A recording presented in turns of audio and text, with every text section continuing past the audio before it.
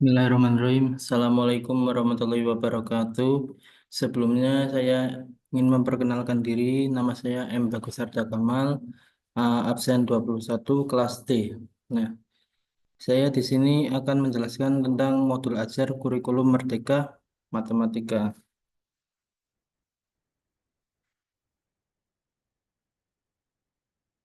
Nah, yang pertama yaitu tujuan modul ajar kurikulum Merdeka, yaitu terdiri dari 4 poin. Yang pertama yaitu peserta mampu memahami konsep. Yang kedua yaitu tujuan strategi dan prosedur pengembangan modul ajar. Poin kedua yaitu peserta mampu memodifikasi modul ajar yang telah tersedia disesuaikan dengan karakteristik dan kebutuhan sekolah masing-masing. Poin ketiga yaitu peserta mampu menentukan asesmen atau penilaian yang sesuai dari modul ajar yang dimodifikasi. Yang poin terakhir yaitu peserta mampu mengembangkan bahan ajar yang relevan serta menyesuaikan tingkat capaian siswa untuk mendukung pembelajaran pada modul ajar yang telah dimodifikasi. Lanjut yaitu mengapa modul ajar harus sederhana dan dapat memandu pembelajaran dengan efektif ya. Di sini kita menyimak bersama ya teman-teman beberapa panduan tentang modul ajar. Nah, yang kedua yaitu lanjut bagaimana mengembangkan modul ajar yang sederhana namun efektif. Yang ketiga yaitu bagaimana kita menentukan asesmen atau penilaian untuk modul ajar yang sesuai dengan kebutuhan dan karakteristik siswa.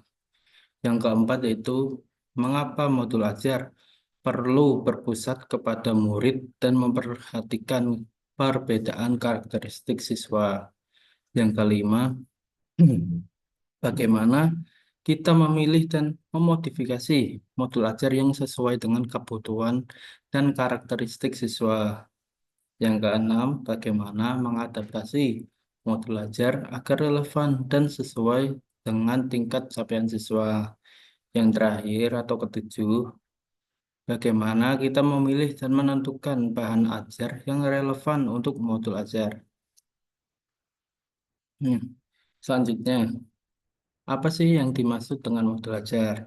Nah, di sini saya akan menjelaskan yang dimaksud dengan modul ajar itu ya. Modul ajar merupakan salah satu perangkat ajar yang digunakan untuk merencanakan pembelajaran. Nah, modul ajar sama seperti RPP, namun modul ajar memiliki komponen yang lebih lengkap. Nah, modul ajar sendiri adalah sebuah dokumen yang berisi tujuan, langkah, dan media pembelajaran, serta asesmen yang dibutuhkan dalam satu unit atau topik berdasarkan alur tujuan pembelajaran. Selanjutnya yaitu pendidikan memiliki keleluasaan untuk membuat sendiri, memilih dan memodifikasi modul ajar yang tersedia sesuai dengan konteks, kebutuhan, dan karakteristik peserta didik. Selanjutnya yaitu, nah, ada alur penulisan modul ajar. Nah, di sini ada contoh ya teman-teman. Nah, yang pertama yaitu kurikulum operasional. Kurikulum operasional itu dibagi menjadi dua yaitu tujuan pembelajaran dan alur tujuan pembelajaran. Nah, yang pertama saya akan menjelaskan tentang tujuan pembelajaran. Nah, jabaran kompetensi yang dicapai peserta didik dalam satu atau lebih kegiatan dalam pembelajaran. Nah, sedangkan alur tujuan pembelajaran yaitu sebagian rangkaian tujuan pembelajaran yang tersusun secara sistematis dan logis menurut urutan pembelajaran sejak awal hingga akhir suatu fase. Nah, di sini juga ada contoh alur penyusunan modul ajar mata pelajaran bahasa Indonesia. Nah, di sini ada tujuan akhir yang terdiri dari profil pelajar Pancasila. Yang kedua yaitu ada output dari materi sebelumnya yang terdiri dari ATP, indikator pencapaian kompetensi, dan rencana asesmen. Yang ketiga yaitu ada elemen bahasa Indonesia, yaitu yang terdiri menyimak, membaca, dan memirsa, berbicara, dan mempresentasikan, dan menulis. Nah,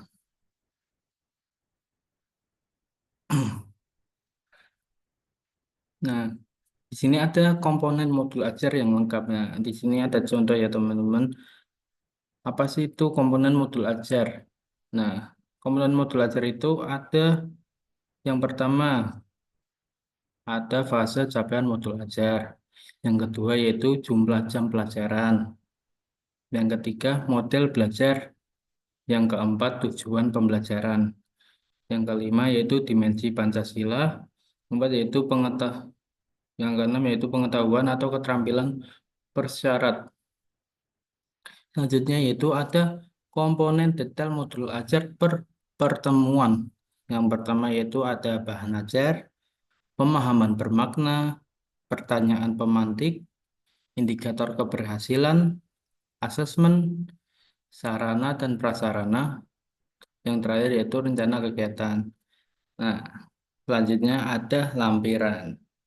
Nah, lampiran ini terdiri dari tiga ya teman-teman. Yang pertama yaitu lembar aktivitas, terus ada rubrik penilaian, bahasa ajar, lain yang relevan. Nah, struktur modul ajar tersebut bukan struktur wajib ya, semuanya harus dilampirkan dalam modul ajar yang dibuat atau dimodifikasi. Nah, tapi sedangkan guru diperbolehkan untuk memilih atau menyederhanakan beberapa komponen dari komponen utama untuk dicantumkan dalam modul ajar sesuai dengan kebutuhan di kelas masing-masing. Hmm. Nah, di sini ada contoh komponen modul ajar. Yang pertama itu ada informasi umum yang terdiri dari identitas sekolah, kompetensi awal, profil pelajar Pancasila, sarana dan prasarana, terus ada target peserta didik, model pembelajaran yang digunakan. Yang kedua yaitu ada komponen inti. Nah, komponen inti ini ada tujuan pembelajaran, pemahaman yang bermakna, pertanyaan pemantik, persiapan pembelajaran, kegiatan pembelajaran, terus ada asesmen, pengayaan dan remedial, refleksi peserta didik dan guru. Hmm. Yang terakhir yaitu ada lampiran, yaitu ada lembar kerja peserta didik, bahan bacaan guru dan peserta didik. Yang selanjutnya yaitu glosarium dan daftar pustaka. Nah, catatan ya, di sini selain komponen inti, guru dapat menentukan komponen sesuai kebutuhan yang diperlukan atau yang disesuaikan dengan yang diinginkan oleh guru tersebut. Nah, di sini ada komponen modul ajar wajib. Nah, saya akan menjelaskan tentang komponen modul ajar wajib yang yaitu alur tujuan pembelajaran menjadi dasar bagi pendidik untuk menyusun perencanaan pembelajaran atau modul ajar. Nah, pendidik memiliki keleluasaan untuk mengembangkan modul ajar sendiri, memilih dan memodifikasi modul ajar yang tersedia sesuai dengan konteks kebutuhan dan karakteristik peserta didik. Hmm. Hmm. Secara umum, modul ajar ini memiliki tiga komponen utama, yaitu yang terdiri dari tujuan pembelajaran, langkah-langkah pembelajaran, atau kegiatan pembelajaran. Yang ketiga yaitu ada asesmen pembelajaran. Nah, pendidik diperbolehkan apabila ingin mengembangkan modul ajar dengan komponen-komponen tambahan di luar komponen wajib. Nah, di sini ada acuan teknik modifikasi modul ajar. Nah, yang pertama Itu ada menetapkan tujuan belajar berdasarkan CP dan ATP sesuai karakteristik murid atau kurikulum dan profil pelajar Pancasila. Yang kedua yaitu menyusun desain pembelajaran, melaksanakan dan merefleksikan kegiatan pembelajaran yang efektif. Yang selanjutnya yaitu proses pembelajaran, mendukung perkembangan dan karakter dan karakter peserta didik secara holistik. Yang keempat yaitu pembelajaran yang dirancang sesuai konteks, lingkungan dan budaya peserta didik, serta melibatkan orang tua dan masyarakat sebagai mitra. Yang kelima atau yang terakhir yaitu pembelajaran berorientasi pada masa depan yang berkelanjutan. Nah, di sini ada hal-hal yang harus diperhatikan saat memilih modul ajar untuk dimodifikasi. Yaitu ada beberapa hal yang harus kita perhatikan ya teman-teman. Yang pertama yaitu ada apakah selaras dengan rencana yang sudah dibuat saat penyusunan ATP. Nah, yang kedua, apakah cocok dengan kondisi dan karakteristik murid. Yang ketiga yaitu apakah sarana dan prasarananya tersedia di sekolah. Yang terakhir, apakah adakah yang perlu atau bisa dimodifikasi dari modul ajar tersebut? Next, saya akan bahas tentang contoh modifikasi modul ajar. Nah, di sini saya akan menjelaskan contoh modul ajar yang dimodifikasi ya teman. Nah, yang pertama sila memilih contoh modul ajar lengkap sesuai jenjang yang diinginkan yang tersedia di LMS. Simak modifikasi modul ajar dari contoh tersebut. Nah, contoh yang dilampirkan bukan contoh baku, serta diperbolehkan untuk membuat modifikasi modul ajar sesuai dengan karakteristik, konteks, dan kebutuhan kelas. Nah, struktur wajib dalam modul ajar adalah tujuan pembelajaran, langkah-langkah pembelajaran, atau kegiatan pembelajaran, dan asesmen pembelajaran. Pendidik diperbolehkan apabila ingin menambahkan komponen lain yang relevan. Nah, di sini ada contoh paradigma asesmen eh, yang harus diperhatikan dalam menentukan asesmen itu sendiri ya teman-teman. Ya, ada terbagi menjadi 6. Yang pertama itu ada penerapan pola pikir bertumbuh atau growth mindset. Yang selanjutnya yaitu ada terpadu di mana asesmen mencakup kompetensi pada ranah sikap, pengetahuan, dan keterampilan yang saling terkait. Yang selanjutnya yaitu ada sekolah diberikan keluasaan untuk menentukan teknik dan jenis asesmen. Selanjutnya yaitu keleluasaan dalam menentukan kriteria ketercapaian tujuan pembelajaran. Nah, yang terakhir yaitu khusus SMK. Terdapat juga bentuk asesmen khas yang membedakan dengan jenjang yang lain, yaitu asesmen praktek kerja lapang dan uji kompetensi kejuruan dan uji kompetensi. Hmm. Lanjut, ada asesmen awal pembelajaran. Asesmen awal pembelajaran dapat dilakukan untuk mengidentifikasi kebutuhan belajar peserta didik dan hasilnya digunakan untuk merancang pembelajaran yang sesuai dengan tahap capaian peserta didik. Nah, selanjutnya ada pendidik dapat melaksanakan asesmen awal pembelajaran sesuai kebutuhan. Misalnya, pada awal tahun pelajaran, pada awal semester, sebelum memulai satu lingkup materi, atau dapat berupa satu atau beberapa TP, atau sebelum menyusun modul ajar. Nah, secara mandiri. Dengan demikian, asesmen awal pembelajaran tidak perlu dilakukan setiap mengawali tatap muka.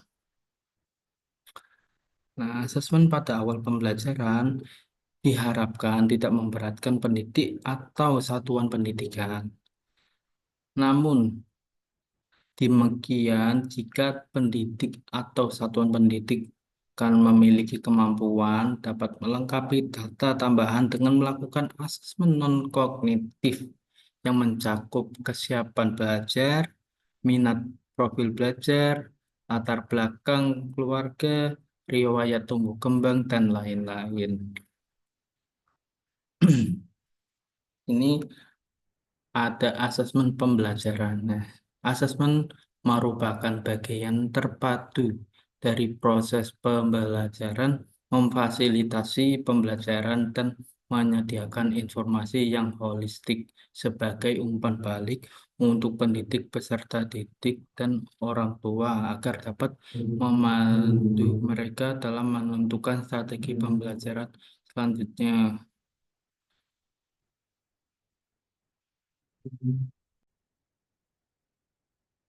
Selanjutnya yaitu ada asesmen dirancang dan dilakukan sesuai dengan fungsi asesmen tersebut dengan keleluasaan untuk menentukan teknik dan waktu pelaksanaan asesmen agar efektif mencapai tujuan pembelajaran. Nah, asesmen dirancang secara adil, profesional, valid, dan dapat dipercaya atau reliable untuk menjelaskan kemajuan belajar dan menentukan keputusan tentang langkah selanjutnya. Nah, selanjutnya yaitu ada laporan kemajuan belajar dan pencapaian peserta didik bersifat sederhana dan informatif, memberikan informasi yang bermanfaat tentang karakter dan kompetensi yang dicapai serta strategi tindak lanjutnya. Selanjutnya yang terakhir yaitu ada hasil asesmen digunakan oleh peserta didik, pendidik, tenaga kependidikan, dan orang tua sebagai bahan refleksi untuk meningkatkan mutu pembelajaran.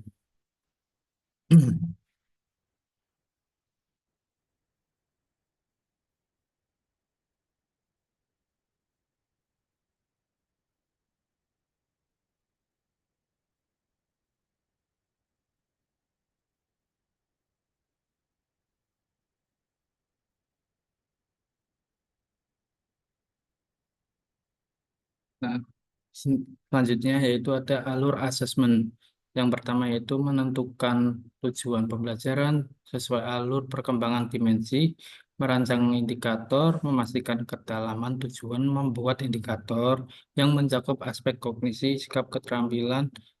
Yang ketiga yaitu menyusun strategi asesmen.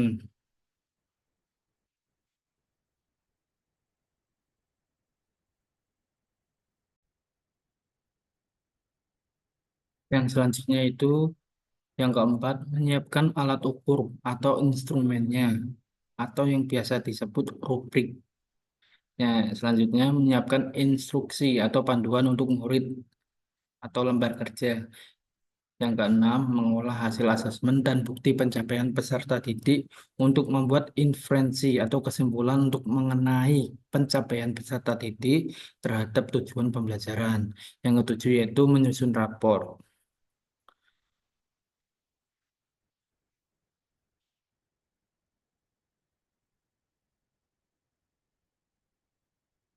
Selanjutnya itu ada acuan yang digunakan untuk melaksanakan asesmen pembelajaran. Sini itu ada asesmen sebagai proses pembelajaran atau asesmen ASL Assessment Learning.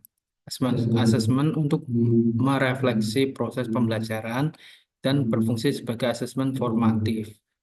Dan ada asesmen untuk proses pembelajaran atau biasa disebut asesmen for learning. Nah, di sini asesmen untuk perbaikan proses pembelajaran dan berfungsi sebagai asesmen formatif juga. Dan ada asesmen pada akhir proses pembelajaran atau biasa disebut assessment of learning. Asesmen untuk evaluasi pada akhir proses pembelajaran dan berfungsi sebagai asesmen sumatif. Nah, di sini perbedaan asesmen as dan for learning adalah asesmen as learning lebih melibatkan peserta didik secara aktif dalam kegiatan asesmen tersebut.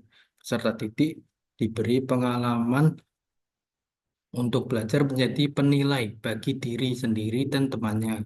Penilaian diri atau self-assessment dan penilaian statement merupakan contoh asesmen as learning. Nah, dalam asesmen as learning, peserta didik sebaiknya dilibatkan dalam merumuskan prosedur atau kriteria maupun rubrik atau pedoman asesmen sehingga mereka mengetahui dengan pasti apa yang harus dilakukan agar memperoleh capaian belajar yang maksimal.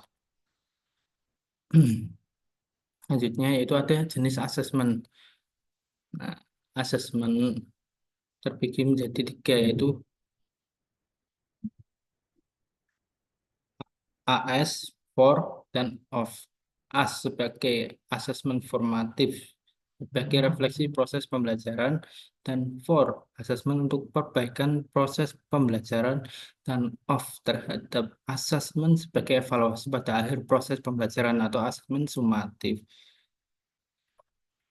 Nah, di sini ada contoh bentuk asesmen formatif dan sumatif, yaitu terdiri dari 5 bentuk asesmen formatif dan sumatif. Yang pertama yaitu ada diskusi kelas, mengembangkan kemampuan berkomunikasi dan berinteraksi antar siswa, belajar berdemokrasi, menghargai pendapat orang lain, serta berani berpendapat. Yang kedua yaitu ada drama, melatih kepercayaan diri dan jiwa seni. Yang kedua yaitu belajar bekerja sama, komunikasi, serta berpikir kritis. Selanjutnya yaitu ada produk, mengembangkan kekreativitas, meningkatkan ketelitian dan jiwa seni. Selanjutnya ada tes lisan, meningkatkan kemampuan berbicara, mengkonfirmasi pemahaman, dan menerapkan umpan balik. Yang selanjutnya, yang terakhir yaitu presentasi, mengembangkan kemampuan berkomunikasi, belajar memahami topik secara kritis. Hmm. Next yaitu pelaksanaan asesmen sumatif dan formatif. Itu ada pelaksanaan asesmen formatif dapat dilakukan dengan memperhatikan hal berikut.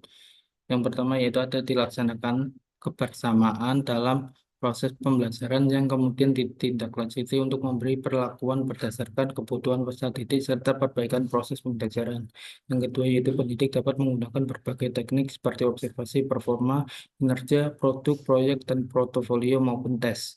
Tindak lanjut yang dilakukan bisa dilakukan langsung dengan memberikan umpan balik atau melakukan intervensi. Pendidik dapat mempersiapkan berbagai instrumen seperti rubrik catatan, anekdotal, lembar checklist untuk mencatat informasi yang terjadi selama pembelajaran berlangsung, dan pelaksanaan asesmen sumatif dapat dilakukan dengan memperhatikan hal berikut, yaitu yang pertama, sumatif dilakukan pada akhir lingkup materi untuk mengukur kompetensi yang dikehendaki dalam tujuan pembelajaran dan pada akhir semester. Selanjutnya, yaitu pendidik dapat menggunakan berbagai teknik seperti portofolio, performa, kinerja, produk proyek, dan portofolio maupun tes. Yang terakhir yaitu hasil sumatif dapat ditindaklanjuti dengan memberikan umpan balik atau melakukan intervensi kepada peserta didik maupun proses pembelajaran yang telah dilakukan. Nah, di sini penting bagi para guru untuk memegang rubrik penilaian sebagai dasar penilaian pada siswa.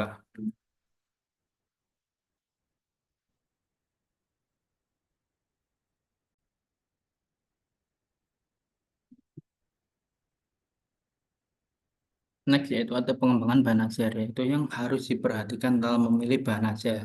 Yang pertama yaitu bahan ajar bersifat variatif, bisa berupa bahan ajar cetak dan bahan ajar non cetak. Selanjutnya yaitu sesuaikan buku yang disediakan tersebut dengan ATP, kebutuhan dan karakteristik sekolah masing-masing. Yang ketiga yaitu kembangkan bahan ajar untuk membuat kegiatan pembelajaran semakin bermakna dan variatif. Nah, buku yang disediakan pemerintah hanya salah satu alternatif bahan ajar. Guru diperbolehkan untuk mengembangkan dan menambahkan bahan ajar lain yang relevan. Selanjutnya yaitu yang terakhir ada contoh penyesuaian ruang lingkup pembelajaran. Nah, di sini hal penting lain yang harus diperhatikan saat akan membuat modul ajar adalah menyesuaikan lingkup, kesiapan belajar, minat, dan tingkat penguasaan kompetensi peserta didik. Yang pertama yaitu peserta didik yang belum menguasai kompetensi persyarat atau belum siap untuk belajar di suatu lingkup materi, diberikan kesempatan untuk mempelajari kompetensi pada tingkat yang lebih rendah atau dengan cakupan lingkup materi yang lebih sederhana. Selanjutnya yaitu peserta didik yang sudah siap belajar diberikan kesempatan untuk mempelajari seluruh lingkup materi dengan penguasaan yang sesuai. Yang terakhir yaitu peserta didik yang memiliki tingkat penguasaan yang tinggi dapat diminta untuk menyelesaikan tugas dengan tingkat kesulitan yang lebih tinggi atau menentangnya. sesuai dengan materi yang saya sudah sampaikan di sini, saya akan menampilkan contoh modul ajar ya teman-teman. Bentar.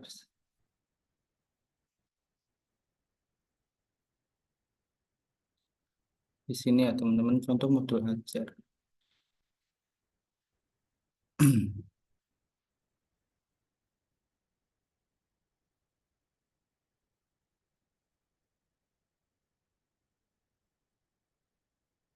Nah, di sini contoh modul ajar kurikulum Merdeka tahun 2023.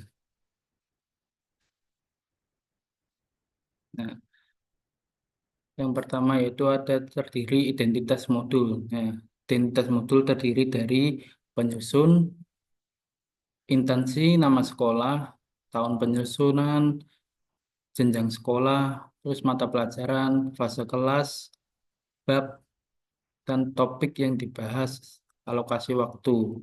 Nah, selanjutnya itu ada kompetensi awal.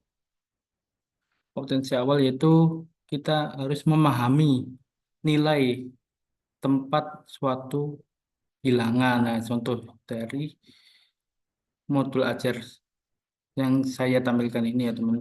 Selanjutnya itu ada profil pelajar Pancasila. Nah, profil pelajar Pancasila yaitu harus yang pertama itu beriman, bertakwa kepada Tuhan Yang Maha Esa dan berakhlak mulia. Yang kedua itu kebinekaan global. Yang ketiga bergotong royong, mandiri, bernalar kritis dan kreatif. Nah, selanjutnya yaitu ada sarana dan prasarana, yaitu ada sumber belajar. Yang kedua yaitu ada target peserta didik, yaitu peserta didik itu reguler tipikal umum, tidak ada kesulitan dalam mencerna dan memahami materi ajar. Terus ada peserta didik dengan pencapaian tinggi, mencerna dan memahami dengan cepat, mampu mencapai keterampilan berpikir arus tinggi, dan memiliki keterampilan memimpin. Selanjutnya itu ada modul pembelajaran, yaitu pembelajaran tatap muka. Terus ada komponen inti. Nah, di sini komponen inti terdiri yaitu yang pertama ada tujuan kegiatan pembelajaran. Nah, tujuan kegiatan pembelajaran itu ada di sini ya teman-teman contohnya. Itu yang materi yang mencakup dalam pembuatan modul ajar tersebut. Nah, selanjutnya itu ada pemahaman bermakna. Topik A, nah itu sama kayak tadi, mencakup materi yang diambil tadi sesuai dengan modul ajarnya, dengan konteksnya. Terus ada pertanyaan pemantik, yaitu, nah, sini guru bisa membuat beberapa pertanyaan buat memantik para muridnya atau pendidik. Selanjutnya itu ada kegiatan pembelajaran, kegiatan kegiatan pendahuluan dan kegiatan orientasi. Nah, ini peserta didik dan guru memulai dengan berdoa bersama, peserta didik disapa dan melakukan pemeriksaan kehadiran bersama dengan guru. Terus ada kegiatan apresiasi 3 menit itu. Nah, selanjutnya itu ada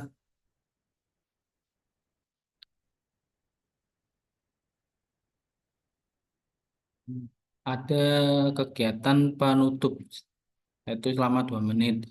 Itu yang pertama siswa dapat menyimpulkan isi materi pada pembelajaran pada hari ini siswa dan kedua siswa mengomunikasikan kendala yang dihadapi dalam mengikuti pembelajaran pada hari ini. Terus guru meminta peserta didik untuk melakukan tugas lembar kerja serta didik atau LKPD.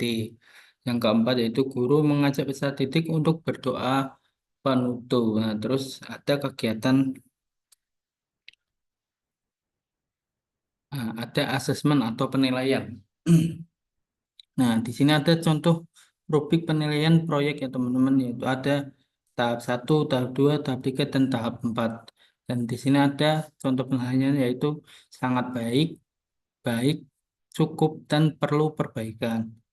Sangat baik berarti murid tersebut sudah paham dan mengerti dari materi yang telah disampaikan oleh guru. Baik berarti sudah mengerti dan paham, dan cukup berarti sudah memahami dan perlu perbaikan itu berarti murid harus perlu dibimbing dengan guru atau pendidiknya harus dan sebisa mungkin harus memahaminya.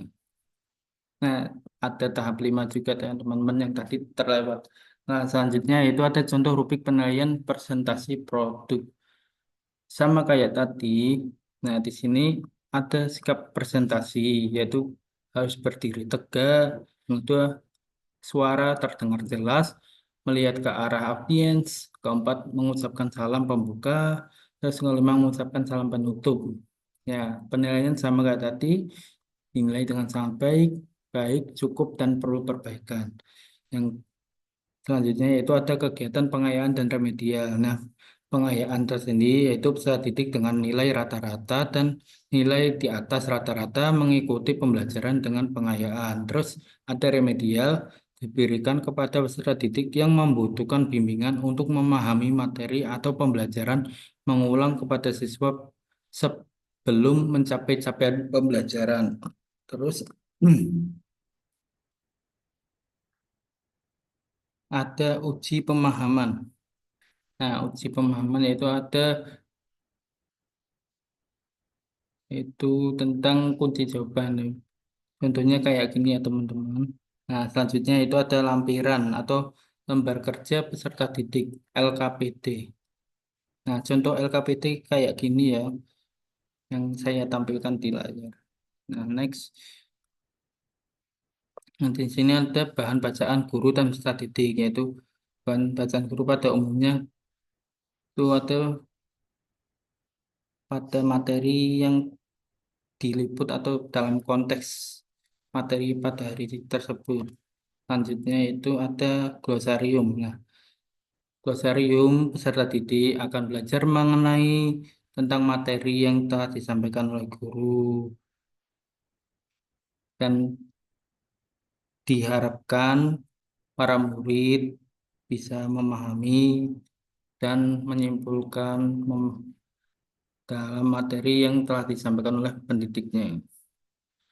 Nah, di sini yang terakhir yaitu ada daftar pustaka, yaitu memuat tentang sumber-sumber informasi materi yang telah diambil atau dicantumkan ya teman. Nah, selanjutnya di sini ada tanda tangan dari kepala sekolah dan tanda tangan dari eh, guru kelas tersebut ya teman. Ya, mungkin dari saya segitu saja, kurang lebihnya mohon maaf. Wabillahi taufiq wal hidayah. Kurang lebihnya saya mohon maaf. Wassalamualaikum warahmatullahi wabarakatuh.